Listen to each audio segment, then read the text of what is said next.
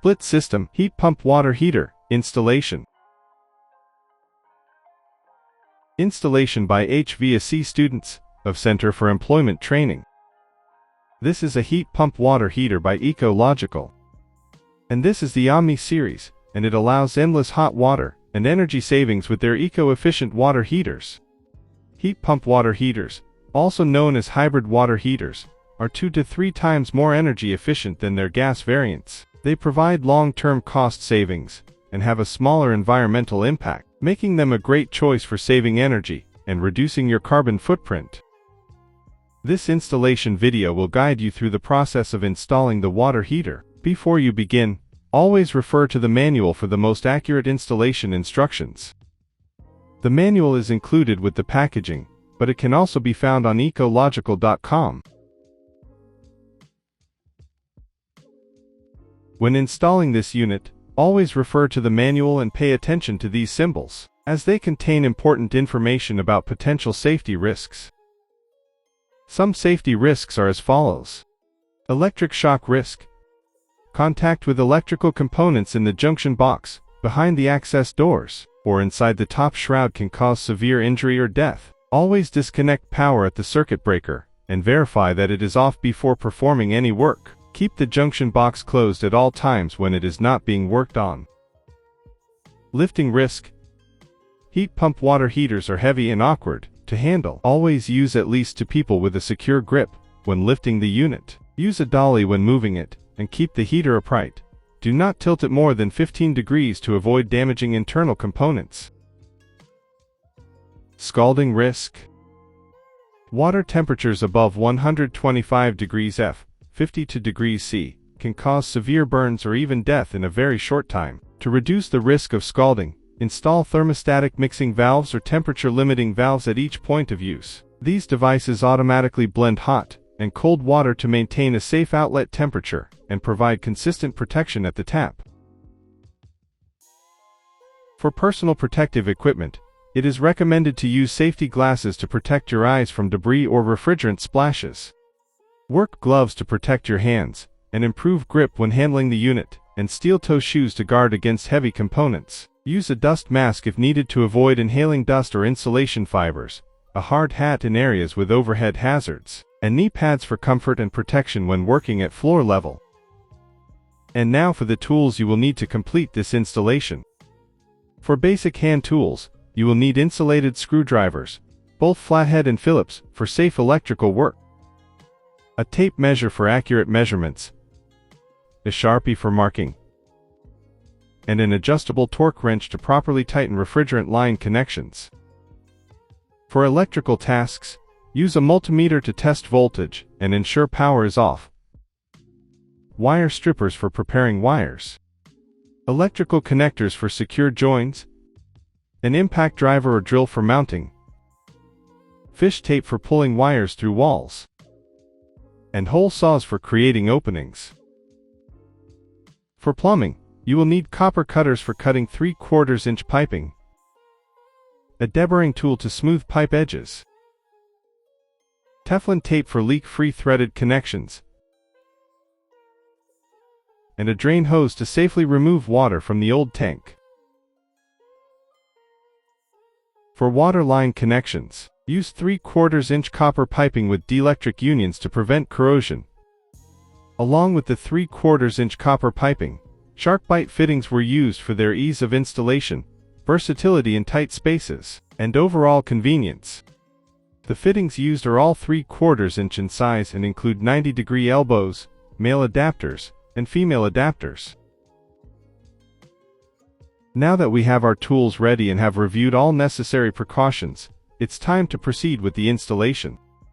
Before installing the new Ecological heat pump water heater, the old water heater must be decommissioned. If no water heater is present, or it has already been decommissioned, you may skip this step. Step 1. Shut off all water supplies. This prevents water from flowing into the system while you disconnect the unit, reducing the risk of flooding or water damage. Step 2. Ensure power is off. As a safety precaution, turn off power to the unit and verify it with a multimeter. Proper electrical safety is essential because you will be working with high voltage connections and specialized tools. Step 3. Shut off gas and water lines. Turning off the gas and water supplies prevents leaks or accidental release of gas, which could be hazardous, and stops water from entering the tank during removal. Step 4. Drain residual water from the tank. Draining the tank prevents spills and reduces the weight of the unit, making it safer and easier to remove. Step 5. Disconnect water and gas lines. This allows the tank to be safely separated from the plumbing system so it can be removed without damaging pipes or fittings. Step 6. Remove the tank. Always use at least 2 people to lift and carry the water heater. This prevents injury and reduces the risk of damaging the tank or surrounding components. Now let's begin the installation. The list of items needed to complete the installation of this unit is as follows. You will need the heat pump outdoor unit, which provides the heat for the system. You will need the water tank, which stores the heated water. You will also need the refrigerant connection tube, which carries the refrigerant between the units. A wired controller is required to set temperatures and operating modes. A temperature and pressure relief valve must be installed for safety. A drain valve is needed for draining and maintenance. A thermostatic mixing valve is required to prevent scalding by mixing hot and cold water. And finally, the gray insulating sleeve is used to reduce heat loss on exposed lines.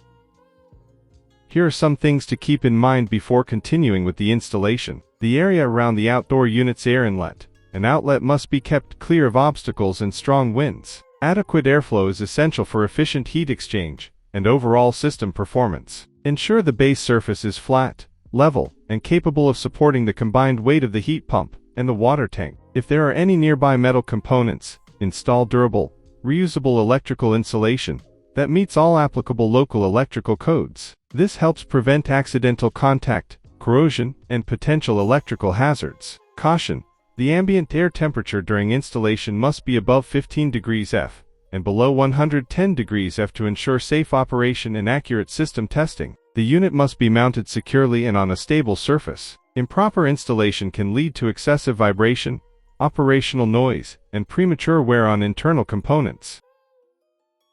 The next step in the process is site preparation and placement of the ecological split system heat pump water heater. First, we will position the condenser pad in the location where the outdoor unit will be installed. Once the pad is set, place the outdoor heat pump unit on top of it.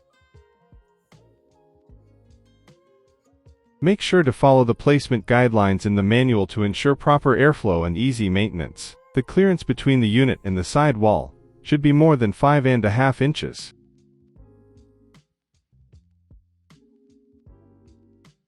The clearance from the back wall should be more than 6 inches to allow room for the refrigerant lines and electrical wiring. Next, we will set the water heater tank. Before placing the tank, install the drain pan in the desired location. Once the drain pan is in place, position the water heater tank on top of it. Although this water heater can be installed with zero clearance, it is recommended to leave some working space for future maintenance.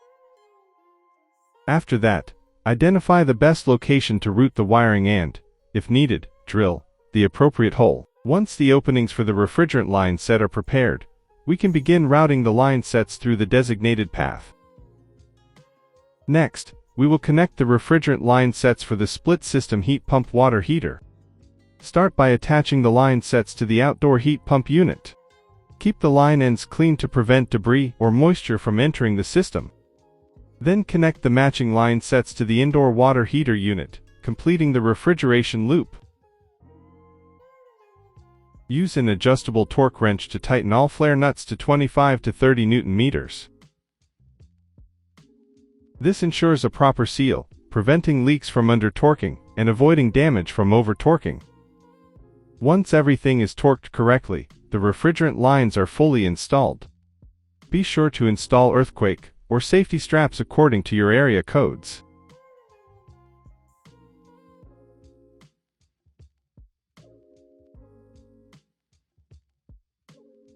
Now it's time to connect power to the system. Before doing any electrical work, always verify that power to the main junction box is completely shut off. This is essential for preventing electrical shock or equipment damage. Next, remove the appropriate knockouts on the outdoor heat pump unit and attach the electrical whip. The correct knockout ensures a secure, protected entry point for the wiring and helps prevent strain or moisture intrusion. Run the electrical lines from the junction box to the outdoor condensing unit, making sure the conductors are properly rated and installed according to local electrical codes. Secure all connections, including the ground wire, to ensure safe and stable operation. After the outdoor unit is wired, run the low voltage control wire to the indoor water heater. These control leads power the interface screen and allow communication between the indoor and outdoor units. Connect them according to the manufacturer's wiring diagram to ensure proper system operation. Throughout the process, follow standard electrical safety practices, use insulated tools, avoid wet surfaces, and always confirm circuits are de-energized before working. Once wiring is complete, the electrical portion of the installation is ready for inspection and startup. Now it's time to install the plumbing that supplies water to the heat pump water heater. The main objective in this step is to route cold water from the source to the unit's cold water inlet. Depending on the layout of the space, you may need to be creative with how the piping is arranged. In our setup, we begin by running a cold water line from the source to the expansion tank. If you haven't done so already, set expansion tank to match static water pressure. Ideally, 50 to 80 psi. The expansion tank is important because it absorbs the additional volume created when water heats and expands. This helps prevent excessive pressure from building inside the system from the expansion tank. We use a series of 90-degree shark bite elbow fittings to route the piping downward toward the cold water inlet on the tank. Once the line is positioned, we use female shark bite fittings to make the final connection to the cold water inlet. Next, we install a shark bite T-fitting so we can supply cold water to the thermostatic mixing valve. The mixing valve is a safety device that blends hot and cold water to reduce the risk of scalding. That completes the cold water supply side. For the hot water outlet, we attach a female fitting to the tank's hot water port, then use an elbow to route the line downward to the other side of the thermostatic mixing valve.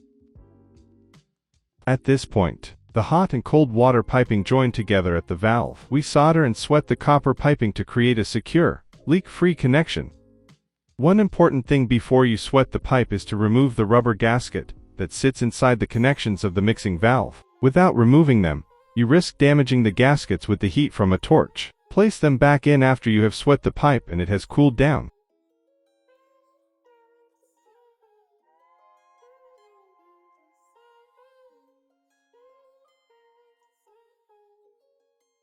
The mixed water outlet from the valve can then be routed to the home's hot water distribution system.